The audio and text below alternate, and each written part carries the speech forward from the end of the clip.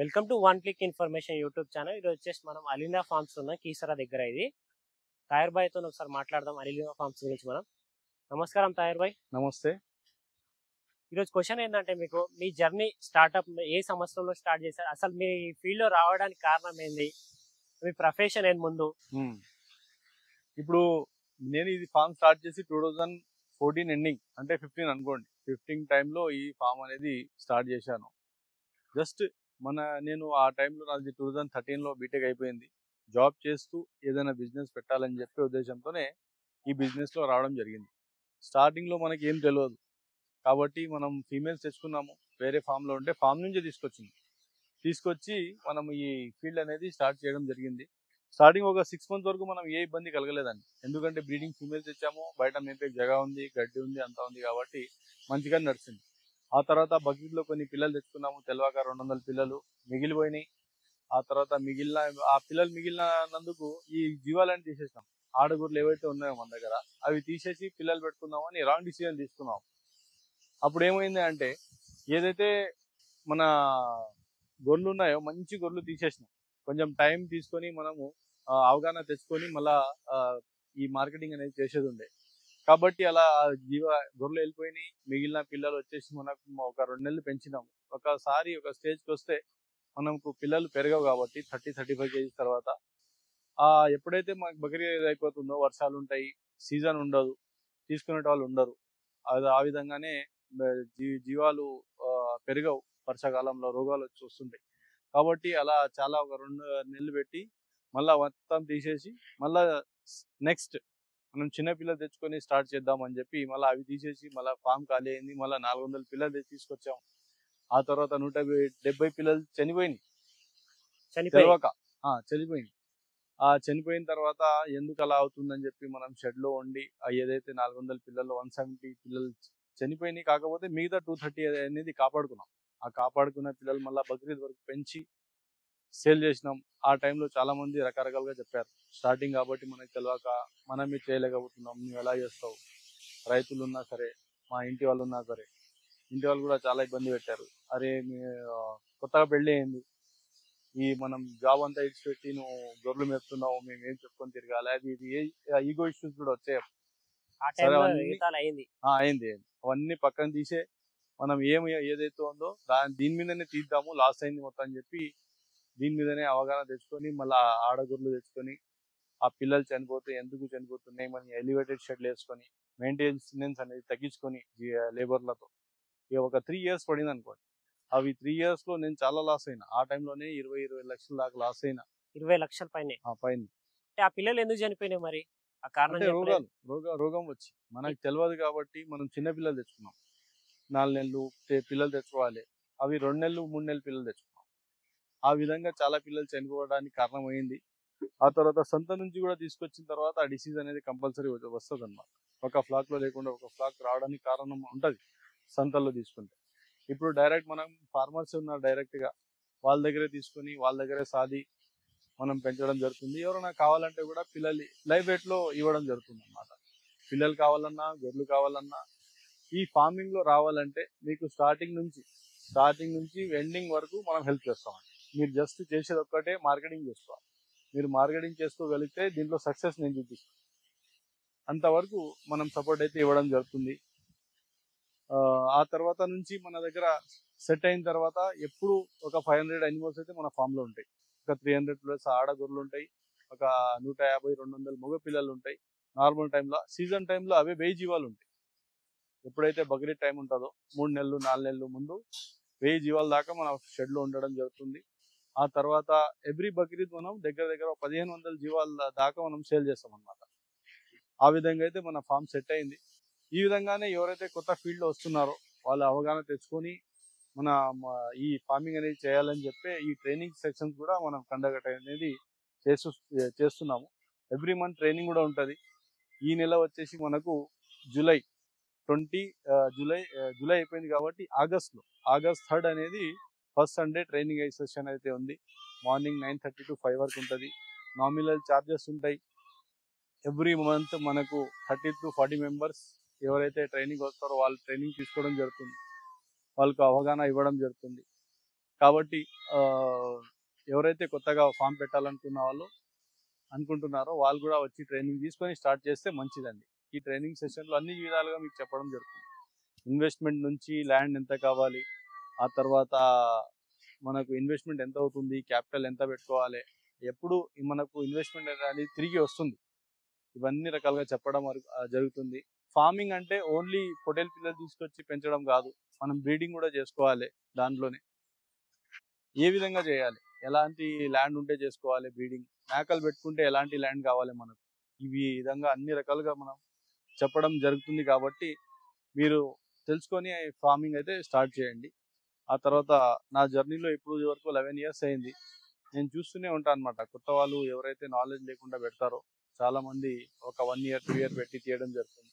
కారణం ఏంటంటే లేబర్ సరిగా దొరకకపోవడం, ఓనర్ ప్రెజెన్స్ లేకపోవడం, ఓనర్స్ అనేది ప్రెజెన్స్ ఇవ్వకపోవడం, ఇది పెద్ద కారణం అన్నమాట.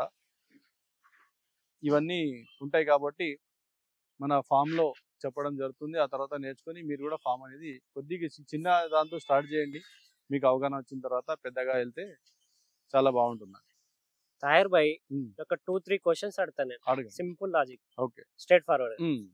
స్టార్టింగ్ లో చూసుకున్నట్టయితే ఒక గోట్ ఫార్మింగ్ అనేది స్టార్ట్ చేయాలంటే అందరికి షెడ్ ఉండదు. ముందు చెట్ల కింద ఇలా రౌండ్ గా ఫెన్సింగ్ వేసుకొని స్టార్ట్అప్ చేస్తారు. అలా స్టార్ట్ చేయొచ్చా, లేకపోతే ఎలివేటెడ్ షెడ్ కంపల్సరీ కావాలా, లేకపోతే అలా కూడా స్టార్ట్ చేయవచ్చా? నాకు తెలిసింది ఏమంటే ఇప్పటి వరకు మీరు సక్సెస్ కావాలంటే ఎలివేటెడ్ షెడ్ ఉండాలి. ఇది ఒకటి మర్చిపోకండి. ఎందుకంటే చిన్నగా చేయండి, 100 జీవాలతో స్టార్ట్ చేయకుండా 50 జీవాలు మీరే సొంతంగా చేసుకోండి. ఎలివేటెడ్ పెట్టుకుంటే ఏమవుతుందంటే మీకు మెయింటెనెన్స్ చాలా తగ్గుతుంది, లేబర్ అవసరం లేదు. మీరు మార్నింగ్ ఒక 2 hours, ఈవినింగ్ ఒక 2 hours మంచి గడ్డి, మంచి ఫీడ్, మంచి దానా ఇస్తే అవి గ్రోత్ వస్తుంటాయి. ఏం గడ్డి, ఏం దానా ఇస్తారు అది కూడా ఒకసారి చెప్పండి. అది మనం నేను చెప్తున్నా కదా, ఇప్పుడు మీ ఏదైతే మీరు ఇంటర్వ్యూ చూస్తున్నారో ఆ అర్ధ గంటలో అన్నీ చూపించలేం కదా. అవును. కాబట్టి మీకు వచ్చే ట్రైనింగ్ అందు గురించే ఇస్తున్నాము. ఎందుకు ఇస్తున్నాము అంటే మీరు అన్ని అవగాహన తెచ్చుకోవాలి. నేను చెప్తాను, ఈ దానా వేయాలి, ఆ గడ్డి వేయాలి, ఇదే ఎంత వేయాలి, ఎంత వరకు వేయాలి, గ్రీన్ ఎంత వేయాలి, డ్రై ఎంత కాస్ట్ పడుతుంది, మీకు వేస్తే కాస్ట్ ఎంత పడుతుంది, మీకు ఎంత మిగులుతుంది, ఇవన్నీ చెప్పడం జరుగుతుంది. ఓకే, అందు గురించి మనం ట్రైనింగ్ సెషన్ అనేది పెట్టడం జరిగింది అన్నమాట. ఓకే, సింపుల్ గా దీనిలో ఏంటంటే గొర్రెల్లో అయినా సరే మేకల్లో కన్నా గొర్రెల్లో రోగాలు ఎక్కువ వస్తాయి. అంటే అవి గొర్రెలు చాలా ఇబ్బంది పడతాయి పెంచుకోవడానికి. అలా ఏం లేదండి, మేకలకి ఏం రోగాలు వస్తాయి, గొర్రెలకు అవే రోగాలు వస్తాయి. మీరు వ్యాక్సిన్స్ కరెక్ట్గా ఇచ్చి డివార్మింగ్ మంచిగా వేసుకుంటే సరిపోతుంది. మీరు సరిగా ఫీడ్ చేయకపోవడం, ఆ తర్వాత మీరు టైం వ్యాక్సిన్ చేయకపోవడం, ఈ కారణాల వలన మనకు రోగాలు అనేది వస్తాయి. వర్షాకాలంలో అయితే నార్మల్గా మనకు ఫీవర్లు, దగ్గులు కామన్ ఉంటాయి. ఆ నార్మల్ ఇంజెక్షన్స్ వేసుకుంటే సరిపోతుంది. ఈ లివర్ 11 సంవత్సరాల్లో మీరు ఎన్ని సంవత్సరాలలో అంటే ఈ ఫార్మింగ్ ఎక్స్పీరియన్స్ ఎక్కువ అయింది మీకు? అంటే స్టార్టింగ్ లో మీరు చాలా అర్థమైపోయింది. అంతే 3-4 years లోనే మనకు ఏది ఏ విధంగా చేయాలని చెప్పి అర్థమైంది. 3 years ఊరికే పోవుగా, మీరు ఒక నెల గడపండి ఇంటి దగ్గర ఫామ్ లో వచ్చి కూర్చొని మీకు అర్థమవుతుంది. ఒక సామెత ఉంది, మీరు దగ్గర 400 hours ఏదైతే మీరు మేల్కోకుండా ఏవైతే మీరు షెడ్ లో కేటాయిస్తారో ఆ 4000 hours మీరు కేటాయిస్తే ఈ ఫార్మింగ్ అనేది సక్సెస్ అయింది. ఆ విధంగా అనుకోండి, దగ్గర మీకు 1 సంవత్సరంన్నర 2 సంవత్సరాలు పడుతుంది. అంత టైం మీరు స్పెండ్ చేయాలి ఫామ్ లో. ఆ 3 years లో హ్యూజ్ లాస్ అంటే ఏమైనా జరిగిందా మీకు? ఎక్స్పీరియన్స్ జరిగింది కదా. 170 kids అంటేనే ఆ టైంలో దగ్గర 10-12 లక్షలు. 12 లక్షలు. ఆ తర్వాత డైరీ ఫామ్ పెట్టాను, 6 నెలలు తీస్తే 8 లక్షలు పోయింది. గేదెల మీద 8 లక్షలు. ఇవన్నీ ఎక్స్పీరియన్స్ అన్నమాట. అది ఒక కారణం వల్ల పోయింది అనుకోండి. లేబర్ మెయింటెనెన్స్ సరిగా లేకపోవడం, గడ్డి అంతగా ఉండకపోవడం, మన దగ్గర గడ్డి అనేది మేత లేదు. ఇదే 4-5 ఎకరాల్లో జీవాలు మేయాలి 500, ఆ తర్వాత డైరీ ఫామ్ కూడా నడవాలి, ఇబ్బంది అయ్యేది అనమాట ఎండాకాలం. ఆ తర్వాత మనం పాలు అనేది కేంద్రంగా వేస్తుంది, రేట్ సరిగా రాకపోవడం. ఓన్ మార్కెటింగ్ చేసుకుంటే డైరీ ఫామ్ లో ఓన్ మార్కెటింగ్ చేసుకుంటేనే పైసలు ఉంటాయి. మేకల్లో గోట్ ఫామ్ లో కూడా ఓన్ మార్కెటింగ్ మెయిన్ ఇంపార్టెంట్ అని చెప్పి 100% అండి. 100% మనం ఓన్ మార్కెటింగ్ అనేది కంపల్సరీ ఉండాలి. నేను ఎంత అయితే చెప్తానో మీరు చేసి మీరు పెంచొచ్చు, మీరు మార్కెటింగ్ చేసుకోగలిగితేనే మీకు ప్రాఫిట్ అనేది కనిపిస్తుంది. ఎందుకంటే ఎవరైతే డైరెక్ట్ మీకు మీడియేటర్స్ ఉంటారో వాళ్ళు మీరు పెట్టిన కష్టం మొత్తం మీరు 3 నెలలు కష్టపడితే ఆయన ఒకే రోజులో 1000 రూపాయలు సంపాదిస్తే మేక మీద ఉంటాడు. మీరు 3 నెలలు కష్టపడితే 1500 2000 వస్తాయి. ఆయన ఒక రోజులో కష్టపడితే ఒక 1000 సంపాదిస్తామని ఆయనకు ఉంటుంది. Short cut business. Short cut business అనమాట. అలా కాకుండా మనం సొంతంగా అమ్మితే అవే పైసలు మనకి మిగులుతాయి. కాబట్టి మనం సొంత మార్కెటింగ్ అనేది కంపల్సరీ ఉండాలి. ఫస్ట్ స్టార్టింగ్ లో చేసేటోళ్ళు ఏదైనా ఒక ఫెస్టివల్ కి టార్గెట్ చేసుకొని స్టార్ట్ చేస్తే చాలా బాగుంటుంది. అంటే ఏ సీజనల్ రోగాలు కూడా వస్తాయి కదా, మాక్సిమం మీకు ఫార్మింగ్ స్టార్ట్ చేస్తే ఏ సీజన్ లో స్టార్ట్ చేయాలి? మీరు లోపల పెట్టి పెంచుతా అంటే ఏ సీజన్ అయినా ఓకే. అదే మీరు బయట మేపుతా అంటే కంపల్సరీ మీరు ఎండాకాలం మేపితే మంచిగా ఉంటుంది. ఎండాకాలంలో రోగాలు తక్కువ ఉంటాయి. మేత తక్కువ దొరికినా సరే కానీ మీరు సంతలకి వెళ్ళి తీసుకున్నా రోగాలు తక్కువ ఉంటాయి కాబట్టి తొందరగా సెట్ అయితే మీకు ఇవ్వాలి. అవగాహన లేకుంటది నడుస్తుంది. అదే వర్షాకాలం అయితే మీరు తెచ్చుకున్న తర్వాత కూడా రోగాలు వచ్చే ఛాన్సెస్ ఎక్కువ ఉంటుంది. దీనిలో చాలా డేంజర్ అంటే ఎక్కువ రోగాలు వచ్చే ఏది రోగం దీనిలో ఎక్కువ రోగం అన్నిటిలో కనిపిస్తుంది అని చెప్పి? పిల్లల్లో మాత్రం పీపీఆర్ అనేది ఎక్కువ అటాక్ అవుతుంది.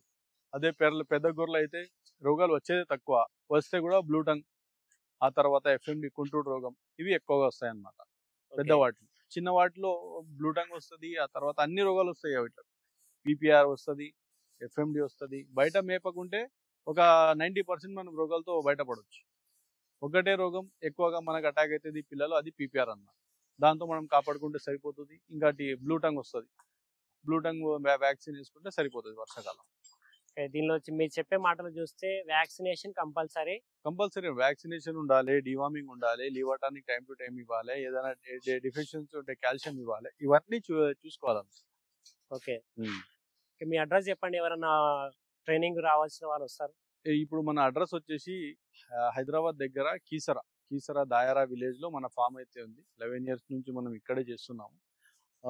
ఆ తర్వాత ఎవరైనా రావాలనుకుంటే సికింద్రాబాద్ నుంచి డైరెక్ట్ ఈసీఎల్ రావచ్చు. ఈసీఎల్ నుంచి కీసరాకు బస్సెస్ ఉన్నాయి, ఆటోస్ ఉన్నాయి, అట్లా రావచ్చు. లేదు డైరెక్ట్ గా ఎవరైనా రావాలంటే Alina sheep and gourd form అని సెర్చ్ చేసినా మీకు లొకేషన్ అనేది వచ్చేస్తుంది. నాకు వాట్సాప్ చేయండి, నేను డీటెయిల్స్ లొకేషన్ పెడతాను. ఆ తర్వాత మీరు ట్రైనింగ్కి రావచ్చు. ప్రతి నెల డేట్స్ అనేది చేంజ్ ఉంటాయి. డేట్స్ తెలుసుకొని రండి. ఎవ్రీ సండే అయితే ట్రైనింగ్ ఉండదు, మంత్లీ వన్సే మన ట్రైనింగ్ అనేది జరుగుతుంది అన్నమాట. ట్రైనింగ్స్ ఎలాంటివి చెప్తారు అది కూడా జాగ్రత్తగా చెప్తే అలాగే అవగాహన వస్తుంది. ఎందుకంటే అదే చెప్పాను కదండి, ఫస్ట్ స్టార్టింగ్ నుంచి ఇన్వెస్ట్మెంట్, ఆ తర్వాత జీవాలు ఎలా గుర్తుపట్టాలి, దాని ఏజ్ ఎలా గుర్తుపట్టాలి, వ్యాక్సినేషన్ ఏ సీజన్లో వేయాలి, డివార్మింగ్ ఎప్పుడు చేయాలి, రోగాలు వస్తే ఎలా క్యూర్ చేయాలి, ఆ తర్వాత సంతాల్లో ఎలాంటి పిల్లలు తీసుకోవాలి, గొర్రెలు తీసుకుంటే ఎలాంటి గొర్రెలు తీసుకోవాలి, ఇవన్నీ రకాలుగా మీ డౌట్స్ ఏవైతే ఉన్నాయో అన్ని క్లియర్గా చెప్పడం జరుగుతుంది. ఇన్వెస్ట్మెంట్ ఎంత అవుతుంది, క్యాపిటల్ ఎంత పెట్టాలి, ఎన్ని రోజుల వరకు మనం ఇది నడుస్తుంది మనకు, ఇవన్నీ చెప్పడం జరుగుతుంది. Okay, thank you Sagar Bhai. Thanks అండి.